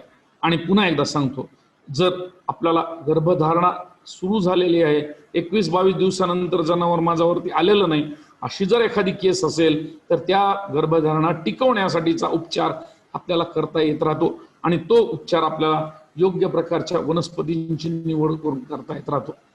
शेवटचा भाग आपल्याला सांगायचा की प्रसूतीचा. वंध्यत्व निर्माण होण्याची शक्यता प्रसूतीमुळे होत राहते. सुलभ प्रसूती नाही झाली की जनावरांच्या बाबतीमध्ये मोठे अडथळे येतात. ज्या जनावरांच्या बाबतीमध्ये सुलभ प्रसूती घडायची असेल त्यांना प्रसूतीच्या कळा लागतात आणि ह्या कळा निर्माण करण्याचं काम कॅल्शियम क्षार करत असतं. कॅल्शियम शिवाय प्रसूती शक्य नाही. स्नायूंच्या आकुंचनाशिवाय आणि गर्भाशयाच्या पूर्ण कळांशिवाय प्रसूती शक्य नाही आणि म्हणून कॅल्शियमची मात्रा ही प्रसूतीच्या वेळेस महत्वाची, फॉस्फरसची मात्रा ही माजाच्या काळासाठी महत्वाची. मंडळी, आपल्या जनावरांच्या बाबतीमध्ये एक गोष्ट पुन्हा लक्षात ठेवा की जी जनावर प्रसूत होतात, भितात, या जनावरांच्या बाबतीमधला सगळ्यात मोठा अडथळा कोणता, तर त्यांचा वार पडत नाही हा अडथळा. आणि हा वार पडण्यासाठी व्यायच्या अगोदर 15 दिवस, जनावर विण्याच्या अगोदर 15 दिवस त्यांना वार पडण्यासाठीचे औषधोपचार केला पाहिजे. अजून तरी पशुवैद्यक शास्त्रामध्ये अशा प्रकारची पद्धती वापरली जात नाही. हे बरेचदा असं घडतं की जनावर वितात, सुलभपणे वितात, वासरू चांगलं असतं, दूध भरपूर असतं, पण वारच पडत नाही. 24 तास उलटून गेले, मग नंतर त्याचा पू झाला, मग त्याचा गर्भाशय दाळ झाला, अनंत आणि अशा प्रकारच्या अडचणी येत राहतात. कारण वार हा गर्भाशयापासून सुटलेला नसतो. वार गर्भाशयापासून सुटण्यासाठी विण्याच्या अगोदर 15 दिवस वनस्पतीजन्य औषधी, जी की वार सुटण्यासाठी आपण व्याल्यानंतर वापरतो ती आधी वापरायची. 15 दिवस जर अशी औषधी वापरली, 1 बाटली 3 दिवस रोज 150 ml वनस्पतीजन्य औषधोपचार जर वापरला तर प्रसूतीनंतरचा वार हा 10-12 तासामध्ये 100% पडतो. प्रतिबंधात्मक वनस्पतीजन्य उपचार प्रसूतीच्या अगोदर 15 दिवस करणं हे गरजेचं. दुसरी महत्वाची गोष्ट अशी की जर समजा आपल्याला असं वाटलं की ज्या जनावरांच्या बाबतीमध्ये प्रसूती व्यवस्थित झालेली आहे, तर अशा प्रसूती झालेल्या जनावरांच्या बाबतीमध्ये आपल्याला एक गोष्ट नक्की करता येत राहील की व्याल्यानंतरच्या 8 दिवसामध्ये आपल्याला मोठ्या प्रमाणामध्ये या जनावरांच्या बाबतीमध्ये पुन्हा एकदा गर्भाशय स्वच्छतेसाठीचे प्रयत्न करता येत राहतात. हे सगळे प्रयत्न करण्यासाठी जी बाटली आपण व्यायच्या अगोदर वापरली, ती बाटली व्याल्यानंतर पुढचे 6 दिवस ते 9 दिवस जर आपण जनावरांच्या बाबतीमध्ये वापरली तर नक्कीच आपल्याला फायदा होत राहतो. आणि म्हणून आपण नेहमीसाठी प्रसूतीनंतर जनावरांची काळजी योग्य प्रकारे घेणं गरजेचं आहे. ज्या जनावरांच्या बाबतीमध्ये आपल्याला वंध्यत्वाच्या बाबतीमध्ये अडचणी आल्या त्या बाबतीमधलं शास्त्र लक्षात घेणं सगळ्यात गरजेचं.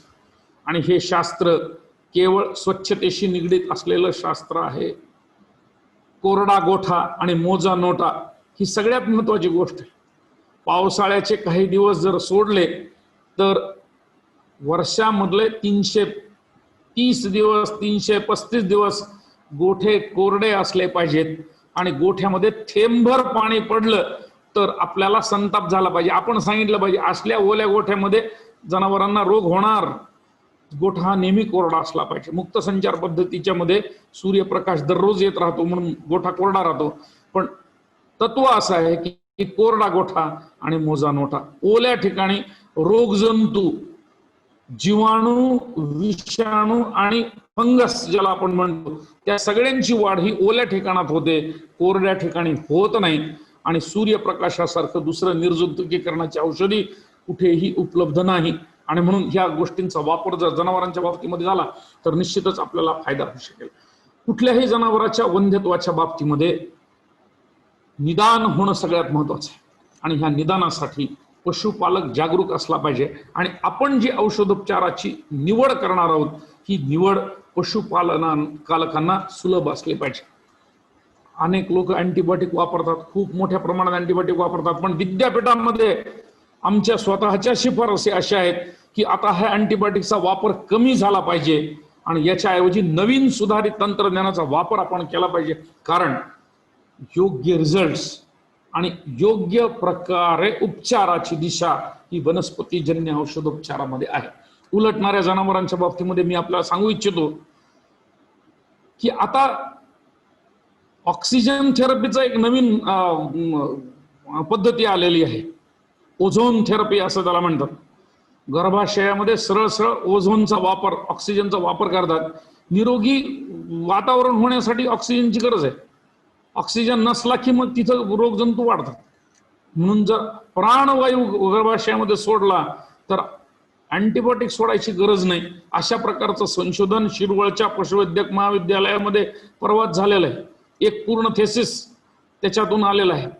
याच औषधाचा वापर इतरही सगळ्या श्वसनाचे आजार असतील त्याच्यासाठी आपल्याला प्राणवायूचा वापर करता येत राहील. बाकीचे कुठे इन्फेक्शन असतील ते कमी करायसाठी प्राणवायूचा वापर करता येतो. म्हणून निसर्गोपचाराच्या पद्धतीमध्ये जर आपण आलोत तर पशुमधले वंध्यत्व निवारण आपल्याला सहज साध्या प्रकारे कमी करता येत राहील. आणि अजून एक गोष्ट तुम्हाला सांगूनच ठेवतो की जी जनावर उलट आहे, 4 वेळेस उलटलेलं जनावर असेल, सोपी गोष्ट, त्याचं रक्त काढून घ्या. त्याचं जे काही सिरम तयार होत राहील तर तो प्लाझ्मा गर्भाशयामध्ये टाकून द्या. कुठलाही औषधोपचाराचा खर्च नाही. ब्लड काढून घ्या, रक्त काढून घ्या आणि त्याच्यामधून सिरम आणि प्लाझ्मा 2 वेगळ्या पद्धती आहेत सेपरेशनच्या. त्या पद्धतींचा वापर करा. गर्भाशयामध्ये 30 ml 40 ml तुम्ही सोडा. नैसर्गिकपणे रोगप्रतिकारक क्षमता वाढवण्याचं काम, अँटीबायोटिक न वापरता गर्भाशय स्वच्छ करण्याचं काम, अशा प्रकारचा अप्रोच, अशा प्रकारची पद्धती ज्याला इम्युनो मॉड्युलेशन म्हणतात. इम्युनो मॉड्युलेशन रोगप्रतिकारक क्षमता नियंत्रितपणे वाढवण्याचं तंत्र हे अशा सोप्या पद्धतीमध्ये आहे. तेव्हा अशा पद्धतींचा वापर जर पशुवैद्यकीय क्षेत्रामध्ये आपण केला तर निश्चितच फायदा होत राहील. मला असं वाटतं की वनस्पतीजन्य औषधोपचाराच्या बाबतीमध्ये बाजारामध्ये उपलब्ध असणाऱ्या सर्वच कंपन्या ह्या जनावरांच्या बाबतीमध्ये कमीत कमी खर्चामध्ये उपयुक्त अशा प्रकारचा उपचार करण्यासाठी निर्माण केलेले आहेत. त्यामध्ये असणारे घटक त्यामध्ये असणारे जे काही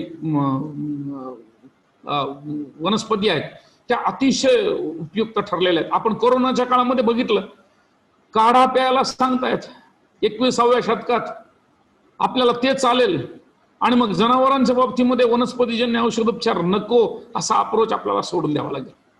म्हणून अशा प्रकारच्या सर्व प्रकारच्या ज्या ज्या कंपन्या वनस्पतीजन्य औषधोपचार करतात त्यांच्यावर जास्त भर द्या. याच नाही, सर्वच प्रकार, पशुवैद्यत्वातच नाही, सगळ्याच प्रकारच्या औषधोपचारामध्ये त्याच्यात भर द्या. रिझल्ट चांगले येतील, चांगल्या प्रकारची उपचार पद्धती आपल्याला सापडेल आणि चांगल्या प्रकारचे रिझल्ट पशुपालकांना उपलब्ध होऊ शकते. म्हणून मला असं वाटतं की आपण शाश्वत विचार करणं गरजेचं, शाश्वत दीर्घकालीन विचार करणं गरजेचं आहे. आणि हा विचार ज्या ज्या नवीन पद्धतीमधून होतोय त्या पद्धती स्वीकारण्यासाठी आपण तयार असलं पाहिजे. आज रूट्स बायोटेक या कंपनीनं मला इथं बोलण्याची संधी उपलब्ध करून दिली आणि यामध्ये चॅटमध्ये 2-3 प्रश्न आहेत की वनस्पतीजन्य औषधांची सर माहिती द्या. मी आपल्याला एक गोष्ट सांगू इच्छितो की प्रत्येक वंध्यत्वाच्या बाबतीमध्ये वेगवेगळ्या प्रकारच्या वनस्पती उपयोगी पडतात. माझ्यावर जे जनावर येत नाही ते माझ्यावर आणण्यासाठी वनस्पतीजन्य आपण वर्षानुवर्ष करत आलो. जेवढ्या काही टॅबलेट्स आणि जेवढ्या काही आपल्या गोळ्या बाजारामध्ये उपलब्ध आहेत त्याच्यामध्ये क्षार आहेत, वनस्पती जन्य उपचार आहे आणि त्यातूनच जनावर माझ्यावरती येत राहतात, हे आपल्याला माहिती आहे. याच प्रकारे गर्भाशय स्वच्छतेसाठीच्या असणाऱ्या वनस्पतीजन्य जे काही बाजारामध्ये ट्रेड नेम्स तुम्हाला माहिती आहेत ते सगळे आपल्याला वापरता येत राहतात. ओजस रसांच्या बाबतीमध्ये सुद्धा चांगला सुलभ परिणाम घडून आणण्याची ताकद वनस्पतीजन्य औषधांमध्ये आहे. आणि गर्भधारणा टिकवण्यासाठी मोठ्या कंपन्यांनी सुद्धा, मोठ्या ज्यांचं नाव मी घेणार नाही पण मोठ्या कंपन्यांनी सुद्धा गर्भधारणा टिकून ठेवण्यासाठी जेव्हा वनस्पतींचा वापर केलाय तशा प्रकारच्या वनस्पतींची सगळी यादी आपल्याकडे असली पाहिजे. ही सगळी यादी जर आपण वापरली तर तुम्हाला पशुवंध्यत्वाच्या बाबतीमध्ये खर्चिक ओजस रसांची गरज पडणार नाही आणि चांगल्या प्रकारचे रिझल्ट तुम्हाला पशुप्रजननाच्या नियंत्रणासाठी येऊ शकतील याची मी आपल्याला सर्वांना खात्री देतो.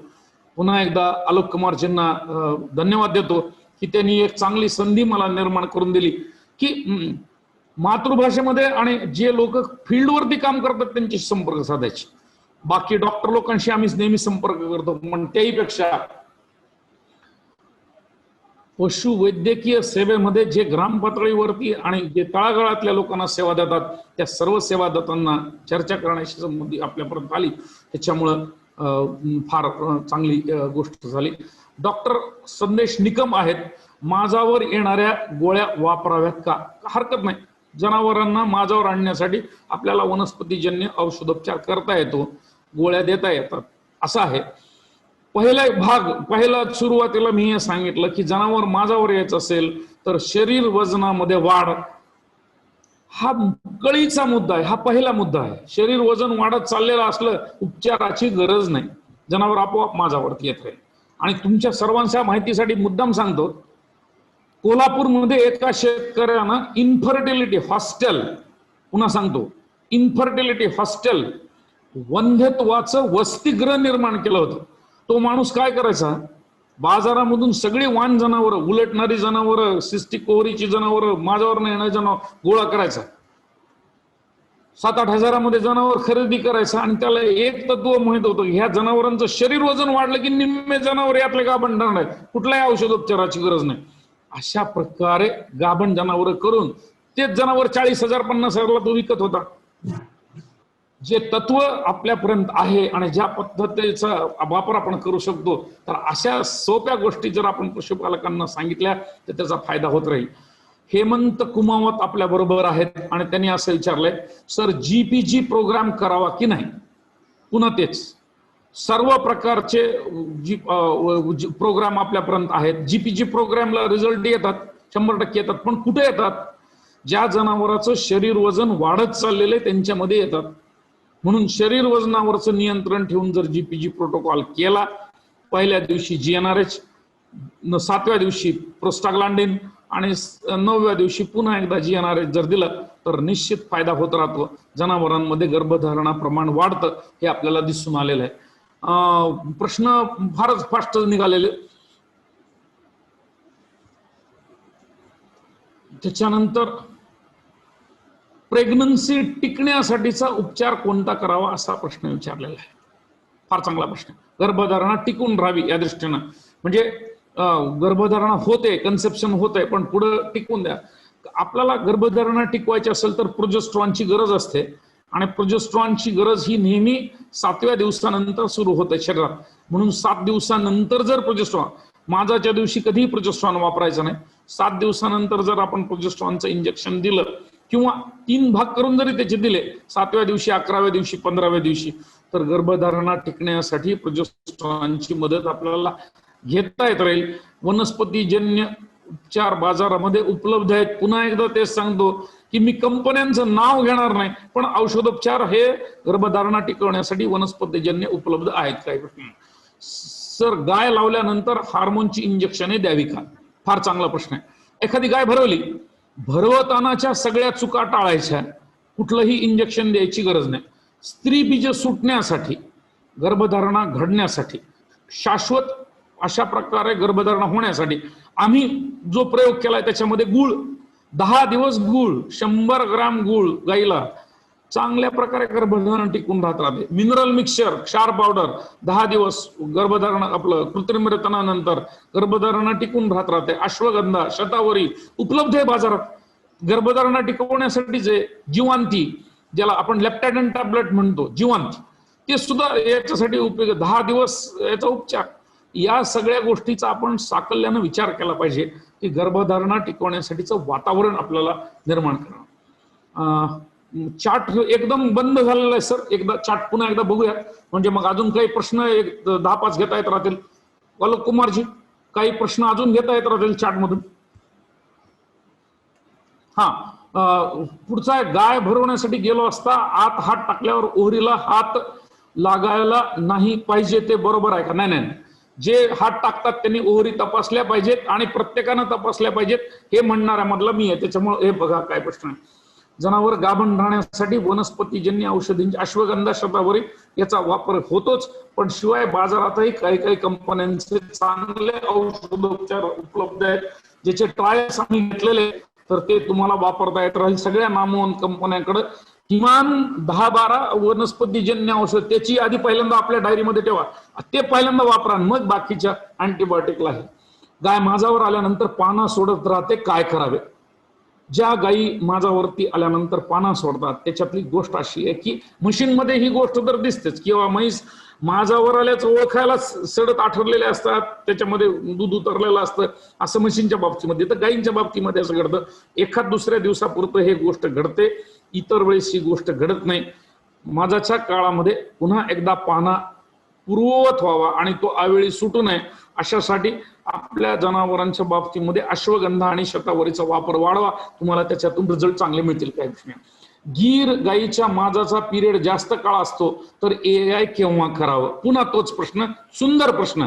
कोणती गाय कधी भरवावी हे याचं उत्तर पशुपालकांनी द्यायला पाहिजे, कारण माझाच्या 3ऱ्या टप्प्यात गाय भरवायची एवढं आपलं तुमचं माझं शास्त्र सांगतं. म्हणून तुमची गाय किती वेळ माझ्यावरती राहते हा प्रश्न जोपर्यंत तुम्ही विचारणार नाही महाराष्ट्रातल्या प्रत्येक पशुपालकाला, तोपर्यंत तो सगळं आपल्यावरच सोडल. पहिल्या टप्प्यात जर गाय भरवली तर गाय ठरणार नाही, आणि म्हणून किती वेळ माझ्यावर राहते हे तपासण्यासाठी पहिला मास सोडायला सांगा. तुम्हाला सांगेल की ही गाय 24 तासाची, ही गाय 36 तासाची, ही गाय 48 तासाची, त्याप्रमाणे तुम्ही कृत्रिम रेतनाची वेळ पुढे पुढे वाढवा, म्हणजे तुमचा फायदा होत राहील. मिनरल मिक्सचर हेल्पफुल आहे का गाभण राहण्यासाठी? नक्कीच आहे. पहिल्या 10 दिवसामध्ये मिनरल मिक्सचर जर दिलं तर गर्भधारणाचं प्रमाण वाढतं. माझा मोबाईल नंबर विचारलाय, मी 2 मोबाईल देणार, एक विचारलं मी 2 सांगतो. मी 2 मोबाईल नंबर आपल्याला देतो. पहिला नंबर आहे 94 226 57 251. पुन्हा एक सांगतो, 94 226 57 251. दुसरा नंबर आहे 82 37 68 21 41. पुन्हा एकदा सांगतो, 82 37 68 21 41. याच्याशिवाय हे तर पैसे लागतील तुम्हाला, 1 रुपया तर किमान 60 पैसे काय जे असेल ते लागतील. टोल फ्री नंबर आहेत शासनाचे, तेही नंबर तुम्हाला सांगतो, ते फार महत्वाचे, तुम्ही त्याचा वापर करायला पाहिजे. तिथल्या लोकांची झोपमोड तुम्ही करायला पाहिजे. त्यांचा टोल फ्री नंबर आहे 18 1800-233-0418 हा पशुसंवर्धन खात्याचा नंबर आहे. पुन्हा सांगतो, 1800-233-0418. आणि दुसरा 1800-233-3268 हा आमच्या विद्यापीठाचा नंबर आहे, टोल फ्री. पुन्हा सांगतो, 1800-233-0418 अशा प्रकारचा हा नंबर आहे. त्यामुळे तुम्ही ह्या दोन्ही फोन नंबरवरती टोल फ्री, नाही तर माझ्या नंबरवर कधी तुम्ही व्हॉट्सअपवर, दोन्ही व्हॉट्सअप आहेत, कुठलाही प्रश्न कधी विचारा. सर, मायांग बाहेर येण्याची प्रॉब्लेम भारतीय गोवंशाच्या एखाद्या गायीत असला तर उपचार केला तरी थांबत नाही. पाठीमागचा जो कटीचा भाग आहे त्याच्यामधले स्नायू ढिले पडल्यानंतर ते पुन्हा आकुंचित पावणारा कुठलाही वनस्पतीजन्य उपचार अजून तरी शोधला गेलेला नाही. म्हणून एकदा भांड पडलं की नेहमीसाठी पडत राहतं. भांड पडणं ही फार मोठी समस्या नाही, काळजी घ्यावी लागते हा त्रास आहे. आणि हा त्रास पशुपालकाला घ्यावा लागतो. यासाठी चुंबळ बांधून ठेवण्यासारखा सुंदर उपाय दुसरा कुठलाही नाही.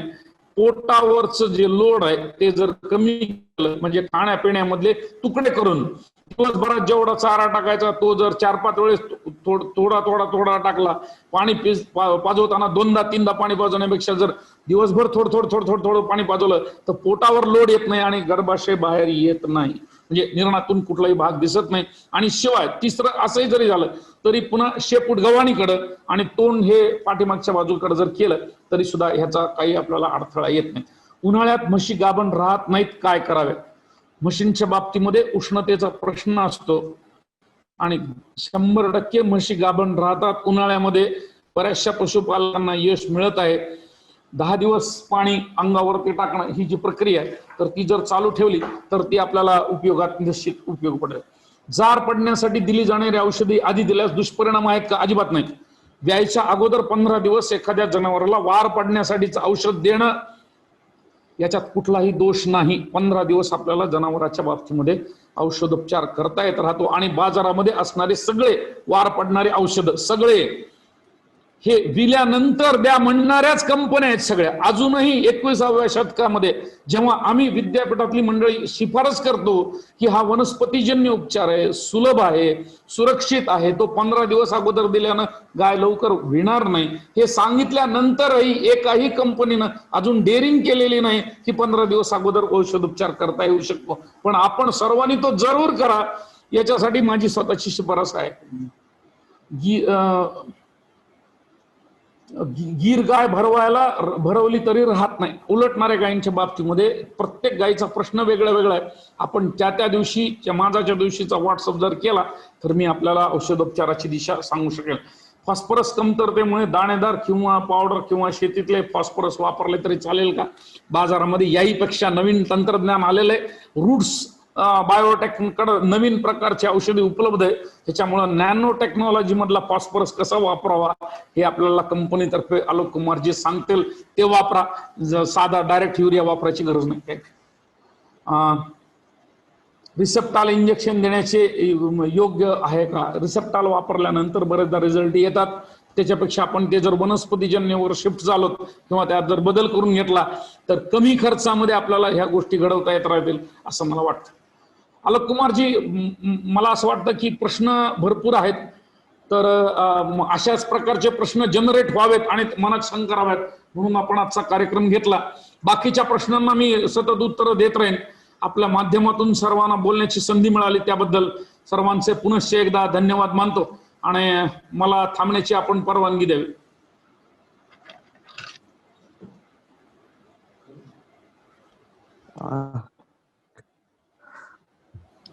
सर्वप्रथम आपल्या व्यस्त वेळापत्रकातून वेळ काढून आपला पशूंमधील वंध्यत्व व प्रजनन संस्थेच्या काळातील अडथळे व उपचार या विषयावर अमूल्य असे मार्गदर्शन करणाऱ्या डॉक्टर नितीन मार्कंडे सरांचे मी रूट्स बायोटेक प्रायव्हेट लिमिटेड तर्फे तसेच आपणा सर्वांतर्फे आभार मानतो.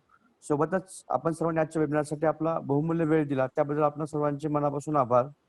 डॉक्टर श्री मार्कंडे सरांनी ज्याप्रमाणे मार्गदर्शन केले त्याप्रमाणे जनावरांमधील प्रजनन संस्थेच्या काळातील अडथळे व्यवस्थित पार करण्याकरता तसेच जनावरांतील उपचारांच्या वेगवेगळ्या पद्धतीचे खास करून निसर्गोपचार जे सांगितले त्याचा अधिकाधिक वापर करून पशूंमध्ये अधिक चांगल्या पद्धतीने प्रजोत्पादन मिळवण्यासाठी व आपला दुग्ध व्यवसाय अधिक फायदेशीर पद्धतीने करण्यासाठी आपण आजच्या मार्गदर्शनाचा वापर कराल आणि या पुढेही भविष्यामध्ये आपण अशाच पद्धतीनं दुग्ध व्यवसाय अधिक चांगल्या पद्धतीने व पशूंचे आरोग्य अधिक चांगल्या पद्धतीने राखण्यासाठी आपण असेच कार्यक्रम करून त्याला आपण असाच भरघोस प्रतिसाद द्याल अशी अपेक्षा परत एकदा डॉक्टर मार्कंडे सरांचं आणि आपणा सर्वांचं रूट्स बायोटेक तर्फे मनापासून आभार. सर्वांचे धन्यवाद. Thank you sir. थँक्यू.